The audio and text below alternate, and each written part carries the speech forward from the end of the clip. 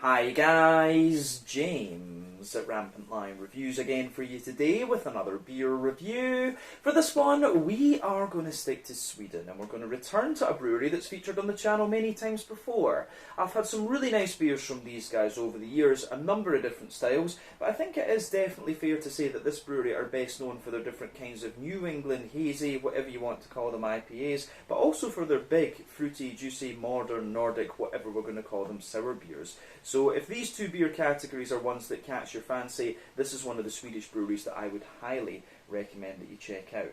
Now, the beer we're going to have a look at today is one of their latest releases through Systembolaget here in Sweden. It's a style that I know these guys can do very well, and this one is supposed to be very nice in fact. So needless to say, I'm very curious to see what this beer is going to have in store for us. Hopefully it's another good beer, hopefully it makes for an interesting review, and as always I hope that you guys watching enjoy my take on this one as well. So yeah, for this review then, we are going to head up toward Gothenburg once again. Göteborg, as you would say in Swedish, the Swedish craft beer capital up there on the west coast. Got to get that Gothenburg catchphrase in when we review the Gothenburg beers because it is just channel tradition these days. But for this review then, we are going to return to the wonderful Fermenterarna, or the fermenters as it would be in English.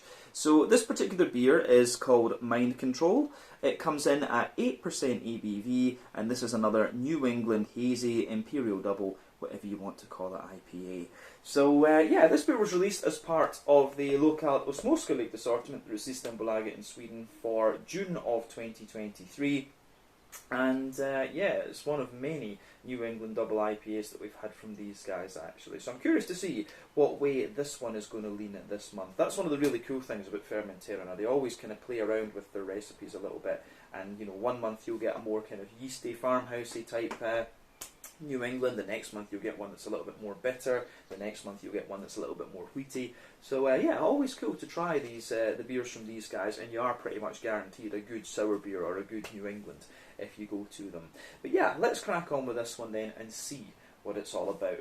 So, as always with my reviews then, I'll tell you a little bit about the brewery before we taste the beer. If you want to get straight to the tasting though, just fast forward. All the usual links can be found in the video description below. That's the brewery website, the link to my other reviews that I've done from Fermenterarna before, and we will no doubt add more to that list in the near future. But there's all the usual social media down there. If you want to see more reviews, do please consider subscribing to the channel. The support that you give is massively appreciated, and remember you can go into the channel homepage and search for beer using the geography tagging system. So just go in there, use the little search bar, put your hometown, state, county, province, whatever you like. If I've reviewed beers from the area that you search for, they will pop up. Failing that though, you can check out the playlist of beers from different countries. You'll find this one in the Swedish playlist along with a number of other things, and that will of course continue to be added to over the next little while. And you can check out the playlist of beers from other countries as well. But yeah, let's go on to the brewery notes then, and I'll tell you a little bit about Fermenterarna once again.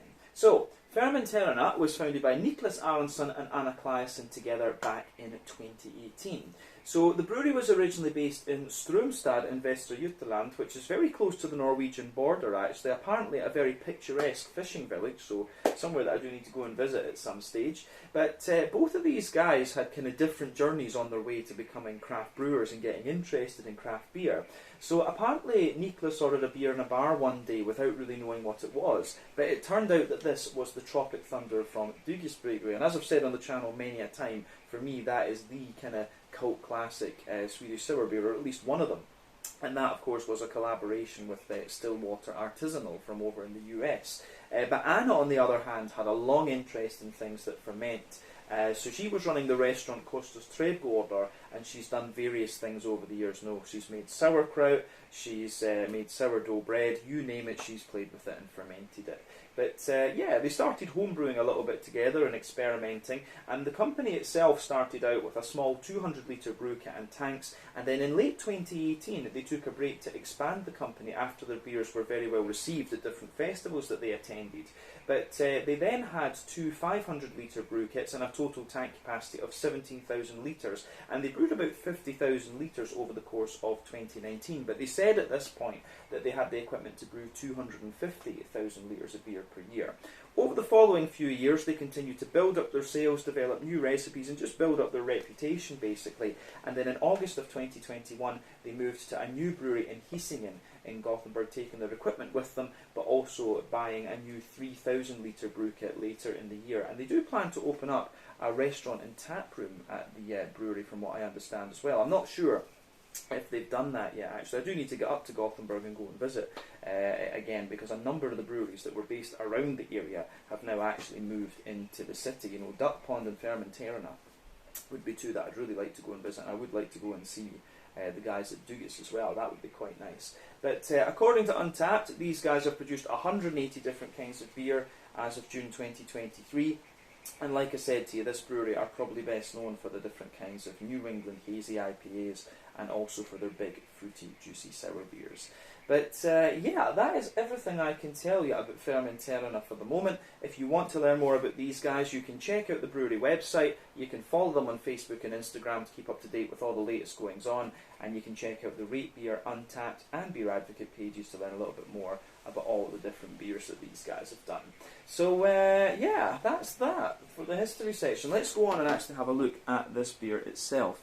So I'll just let you have a wee look at the artwork on this one. As you can see, it's very nice, as you often tend to get from Fermenterarna. Now, I'm not sure who actually does the artwork on these beers, if it's either Anna or Niklas themselves, but it's always very cool. But you can see plain gold top on the can there. There is the Fermenterarna symbol on the back of the beer, which is nice. And yeah, I think it does look pretty damn good. If memory serves me correctly, this beer cost me about 50 Swedish kronor, so that is about €5, £4.50 sterling, and somewhere in the region of like $6 American. So for an 8% New England double, I think that's a pretty good price, to be honest with you.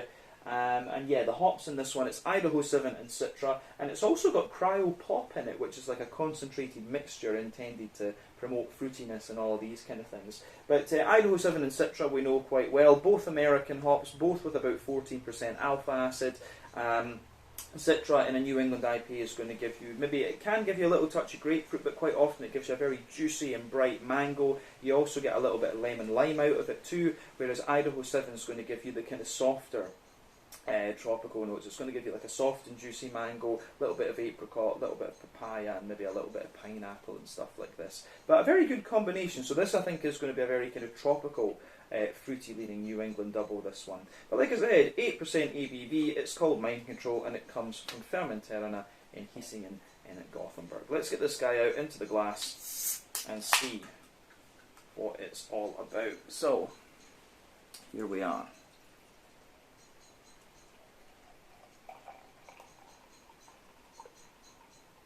I have to say it does look very, very nice. Just on the little whiff that I had on the nose there, it actually smells very, very wet and juicy actually. So yeah, that is kind of quite interesting. But as you can see, this beer is poured pretty much as you would expect from any New England hazy, whatever you want to call them, IPAs. But yeah, you can see this beer has a very nice kind of, I would say it's got a very nice sort of 2/3 finger of quite a bumpy white head actually. I would describe that head as being quite, yeah, really quite bumpy, to be honest with you. You can have a little look at yourself there. But it looks very, very nice actually. So you can see a kind of bumpy head there, some medium-sized bubbles, some bigger ones going up toward the top of that. But then yeah, it does look very, very nice. Yeah, I have to say, in terms of colour of this one, this is a very, very bright yellow for me. And as I always say, I like to compare the New England IPAs to different fruit juices. So I would say that this one is a little bit more of a kind of bright mango juice colour there. It's very, very nice. But yeah, remember, the colour of your beer depends on a few things. One, the type of malts that you use. This goes a long way to determining your EBC rating. Two, length of your wort boil is also going to play a role, because the longer you boil the wort, the more the sugars caramelise, and thus you get a darker colour of beer. But any barrel aging you do or adjuncts you put into the beer will affect the colour of it as well. But yeah, this one does look very, very nice, I have to say. But yeah, in terms of the haziness in this beer, I would say this, it's not one of the soupier and gloopier New England IPAs that I've come across, but it does have a good level of haze to it. And remember, the haze in these beers depends on the oak content, wheat content, and to a degree what yeast you use. But yeah, pardon me, there's a few little bits of sediment kind of in this one. There's one or two bigger bubbles sticking toward the side of the glass there as well, but not too much in the way of visible carbonation. But yeah, I think we can safely say that this beer isn't really surprising in terms of its appearance when you consider what style it is. The head has faded down now, you've just got that ring around the edge of the glass. But yeah, it looks pretty damn nice actually. I think this beer does go together pretty much as you would expect from the style. So let's have a wee look at the aroma then and see what this beer is going to have in store for us.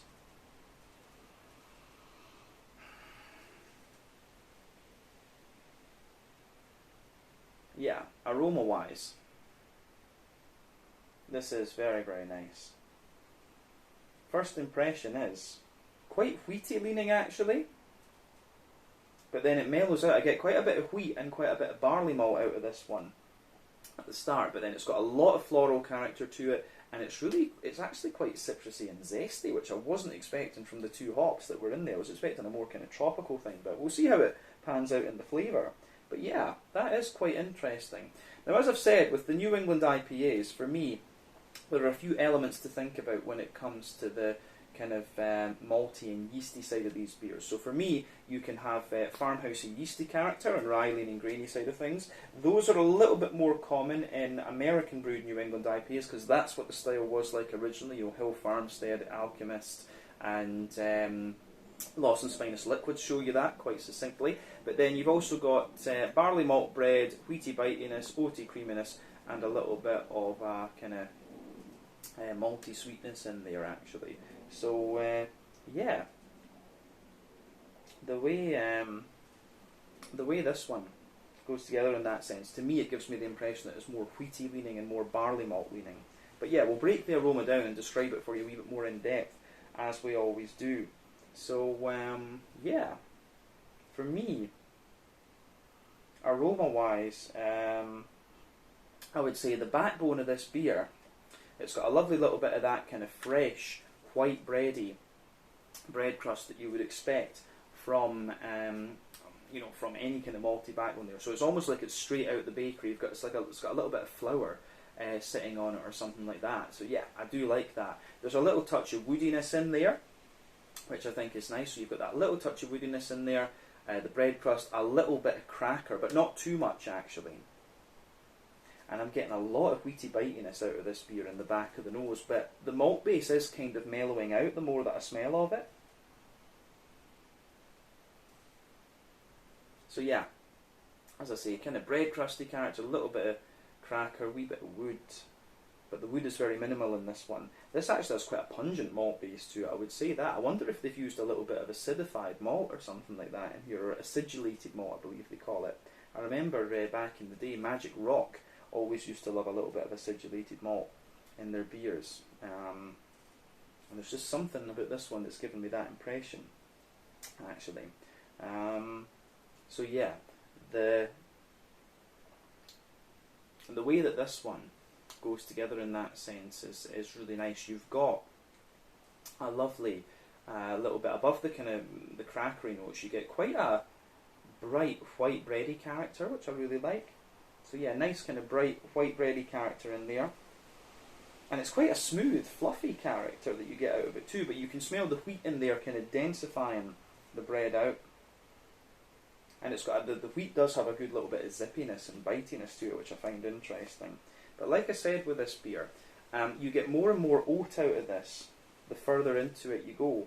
But the oats, as I've always said, for me, oats in a New England IPA can be a decent indicator of how fresh your New England is. So obviously the creamier the oats smell, the fresher it is, the drier they smell, the older it is. That's the basic gist of it. So yeah, you can smell a little bit of oaty creaminess in this one, but I really find that the wheaty pungency is actually, I really find that the wheaty pungency is quite dominant in the aroma in this one. You do get little hints of biscuit, a little bit of Werther's Original Butter Candy, but no, for me this is a really wheaty, bitey leaning malt base that this one has. But yeah, I think that's all that we need to say about the malty side of things. Let's have a wee look at the hoppy side of the beer then. So yeah, for me, the hoppy side of this beer, the green component, is really quite pungent and floral. There's a little bit of there's a little bit of a nice kind of earthiness in there. Yeah, there's a little bit of earthiness in there. There's a little bit of herbal character. You've got some nice, bright floral aromaticity with this one, which I think goes together really nicely. And you've also got a little bit of a kind of grassy character to the beer as well. It's quite a zesty grassiness. I wonder if that's coming from the cryopop, but I mean, Idaho 7 and Citra are both capable of giving you these things. But yeah, the way that goes together is pretty nice.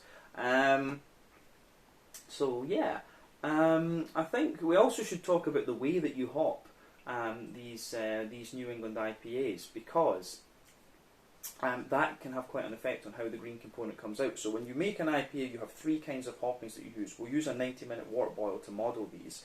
So yeah, how would you say, so when you brain is just not working. In the first hour of the wort boil, you have early addition hopping. That gives you mainly bitterness, and you'll get a deep, dank aroma from that. In the latter half hour of the wort boil, that's called late addition hopping. You get quite a little bit of kind of bright floral character and stuff from that in the aroma, but it gives you mainly flavour and aroma, but a little touch of bitterness. Dry hopping, which takes place after the wort boil is complete, that gives you all flavour and aroma, and again quite a bright green component. New England IPAs tend to rely mainly on late addition and dry hopping, although not exclusively, but West Coast IPAs use all three, which is why they're more bitter, deep and dank basically. So yeah, with this one you can tell this is relying mainly on late addition and dry hopping, just because of how bright the floral character is. But yeah, I think that's everything about the green component. Let us round off the aroma with a wee look at the fruity character. So yeah, the fruity side of things in this one, it's really nice actually. So I do get quite a little bit of a zesty lemon coming out of this beer, which I'm guessing it will come from the cryopop, but it's probably out of the other two hops. It's most likely to come from the Citra. So there's a good little bit of zesty lemon in there, nice little bit of kind of oily and also quite zesty lime. But then behind that, there's some really nice. There is some really nice kind of pungent passion fruit, and also like a big juicy mango, like a very, very bright juicy mango. It's almost got a little bit of that kind of guava greenness to it in a sense, so really ripe mango actually. But then yeah, you do get a little bit of the more kind of softer, juicy apricot and papaya underneath, a little bit of the pineapple too. But yeah, it's a really interesting beer, this one, from that perspective, but very, very wheaty leaning, very, very zesty and lemony, and yeah, I think that goes together really quite interestingly. So yeah, it is pretty. It's a really interesting beer, this one, because it's not quite. It differs quite a little bit from what they were saying in the description. They said it was quite an oaty and creamy one, but like I say, to me, in the aroma, it comes across as very wheaty and bitey and sort of citrusy leaning, and as I say, you would expect more tropical fruits from these hops. So yeah, this one's kind of caught my interest based on that actually. But yeah, as I always say, take a bit of time to enjoy the aroma of the beer before you get stuck into it, but I think it's about time that we try this one. So yeah, this one is the Mind Control, an 8% New England Hazy Imperial Double, whatever you want to call it, IPA from Fermenterarna in Gothenburg here in Sweden. Let's get stuck into this one. Slange, skål, cheers.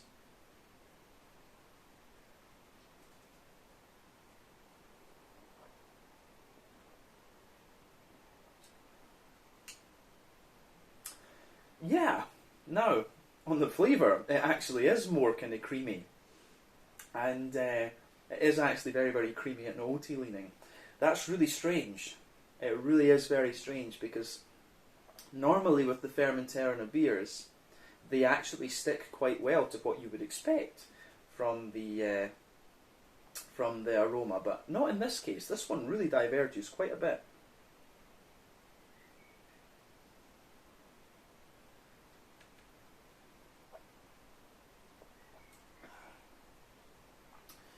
But yeah, this is a very, very nice. This is a very, very nice beer, I have to say. So, thumbs up from me. From what their description was of it, and the hops, the flavour is much more akin to what I would have expected from this one. Yeah, the aroma's just kind of quirky in that sense. This is why I like doing the aroma section. It's always interesting to see how well a beer kind of meets its aroma, if you like. So yeah, let's try and break this beer down and just describe it a wee bit more in depth, if you like. So we'll take the middle third of your palate then.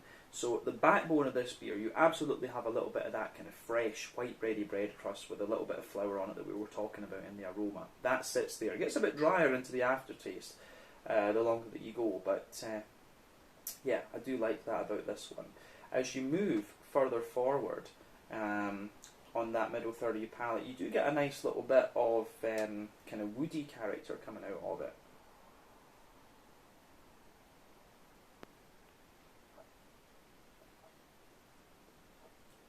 So yeah,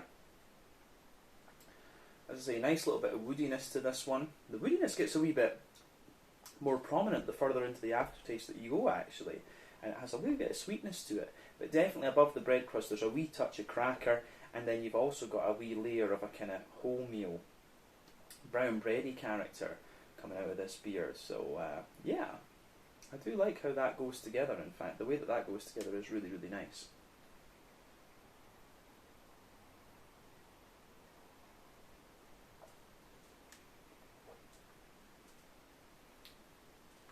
So yeah, it's a lovely, it really is a lovely beer in that sense, actually. So yeah, above the kind of cracker note, the little bit of sweet brown bread that you have is interesting. And then above that, you've got the white bready notes, which are quite, you know, in a sense, they are quite dense and almost quite sweet as well. The bready character, generally speaking, that you get out of this beer is quite sweet, and I'm curious as to if they've used a different kind of malt or something like that in this one, because I don't remember having such sweet and dense bready characters from the Fermenterarna beers.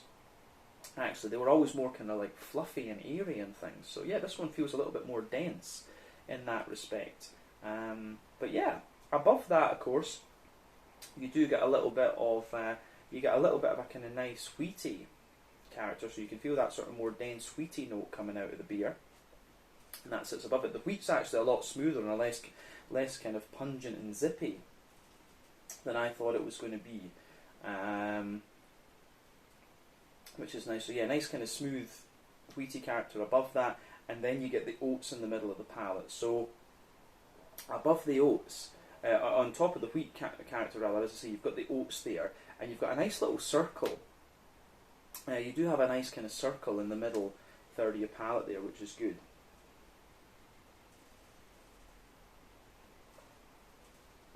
And so yeah, the oats, this beer is quite fresh.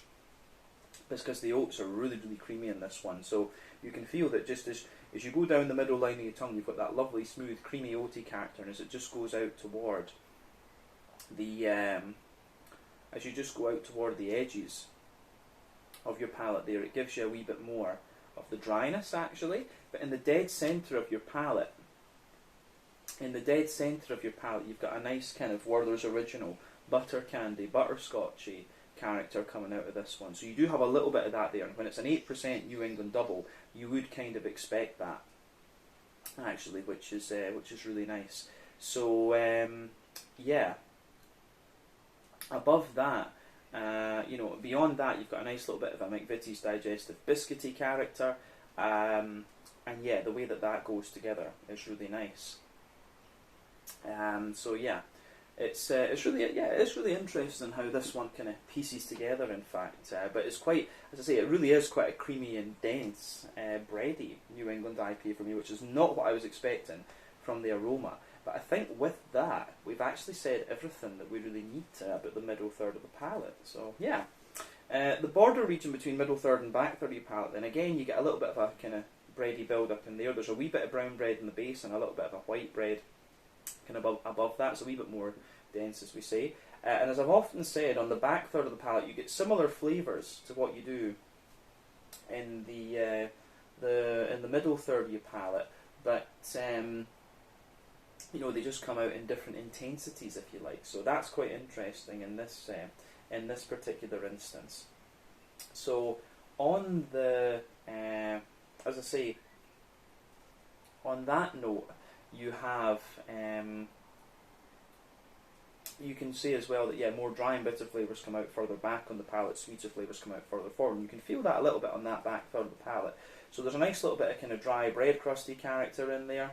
Then above that you've got the crackery notes, then a wee bit of a kind of wholemeal brown bready character, and you can feel that that's a bit lighter and more airy, but it still has a bit of the sweetness to it. And above that you've got the kind of airy white bready character, and it's a bit more sweet too. And then above that you have the wheaty notes in the beer, so you can feel that a bit of the more drier and slightly more bitey wheaty character sitting above that. And then above everything else you have the more dense, you have the really nice kind of dense yeasty character coming out of this one. So the yeasty notes you get in this beer that sit above everything else, it's like a dense, doughy, white bready character, kind of wrapped in like honeycomb or something like that. And then yeah, it's a wee bit more of a woody, crackery type bready note that you get in there. So yeah, above the on the back third of the palate, you can definitely feel that the flavour is taller. And as you come further forward into the middle third of your palate, it just kind of condenses down and squashes together a little bit more. But yeah, the way that that goes together, I think, is really, really nice. So yeah, it gets a big thumbs up from me in that sense.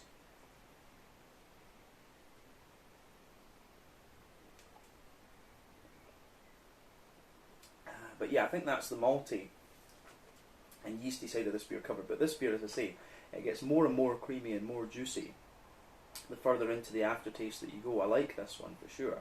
But yeah, on the hoppy side of things then, so I will say the green component in this beer is actually very smooth, and I suspect that's because they've used the kind of cryo oils in that cryopod sort of thing. So yeah, it's not too dry and bitter and things, and again, that's different from the impression that the aroma gave before.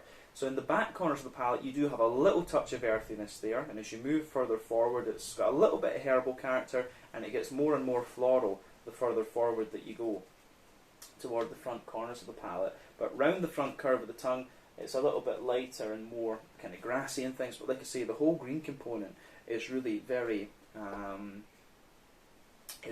oily actually. Yeah, no, so that is quite interesting how that pieces together.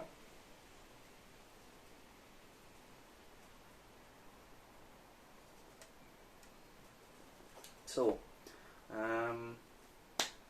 yeah,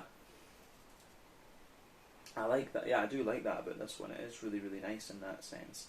But yeah, it's good. Yeah, it's a really nice beer in that sense. The green component, the oily green component, I do quite like. I'm a sucker for a big oily, slick mouthfeel, as I've said many a time before. But yeah, on the border region between middle and front third of your palate, then we're going to go on and do the fruity part of the beer. So that border region between middle and front third of your palate, you've got a nice little bit of a bready build up in there, a little bit of brown bread, a little bit of white bread on top, and then the base of that front third of your palate, you've got a little touch of you've got a wee touch of a more kind of bread crusty dryness in there. You've got the kind of wholemeal brown bready notes as well, and a bit of the white bread sitting on top of it, and it's still quite sweet. But then above that you get that nice oily bubble where the juicy fruity esters just roll their way out of the beer. So I really like that about this one.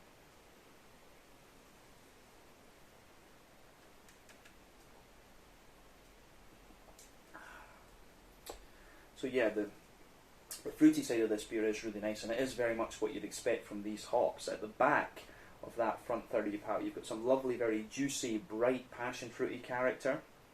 As you move further forward, you start to get the mango notes out of this one. You've got the softer, juicy mango from the Idaho 7, and also the more kind of ripe mango, I guess, from the Citra kind of sitting above that. And as you reach the middle of that front third of your palate, you can feel the lovely, soft, smooth, apricot-y characters. There's a little bit of papaya in there as well, and then yeah, you have a wee bit more of that kind of lingering in this beer. You've got some nice, you do have some nice kind of, you've got a little bit of a kind of lemony, limey, gooseberry type note toward the front of that front third of your palate too, which I do really like. So yeah, that gets a big thumbs up from me actually. I do like how all the fruity character in this one goes together. Lots of tropical notes, and it just mellows out and dries out a little bit the further forward on the palate you go. So lovely stuff.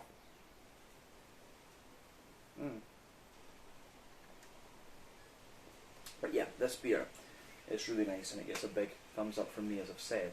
So, on the I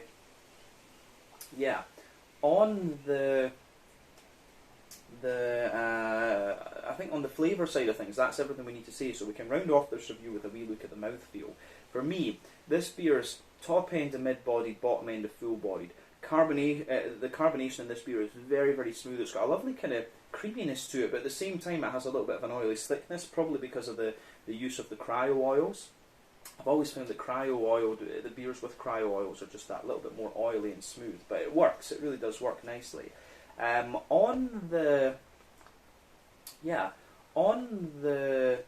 malty side of things, this beer, like I say, it has a little bit of dryness underneath, but a lovely big kind of smooth, dense character, which I think works very, very well. A little bit of smooth, creamy character on top, and some nice kind of sweetness in there. But then, yeah, you have the way that goes together is really, really nice. But the hoppy character for me, very low in terms of its IBU. This beer, I think this is about 25 or something like that. Very, very low in its IBU count. But you do get a little bit of bitterness the further into the aftertaste. It could be 30 IBUs, but yeah, 25-30 seems appropriate for this one. But then, yeah, you've got that lovely, oily, smooth, juicy, fruity character coming out of this beer, which gets a big thumbs up from me.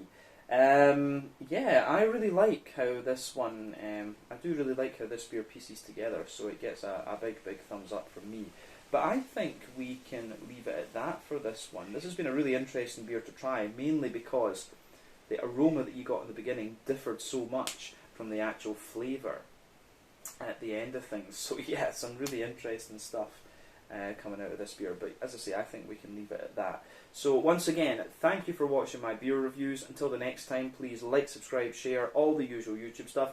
Let me know your own thoughts on this beer in the comments section below. Let me know what your favourite beers are from Fermenterarna as well, and we will no doubt return to these guys again at some point in the very near future. But I love this brewery in terms of their New England hazies and their big fruity sour beers. So yeah, if you enjoy these styles, you need to check these guys out. But yeah, in the meantime, check out my social media, check out their social media, try some of their beers. But I hope you guys enjoyed this review, and I will catch you guys on another one very, very soon. Slàinte, skål, and cheers.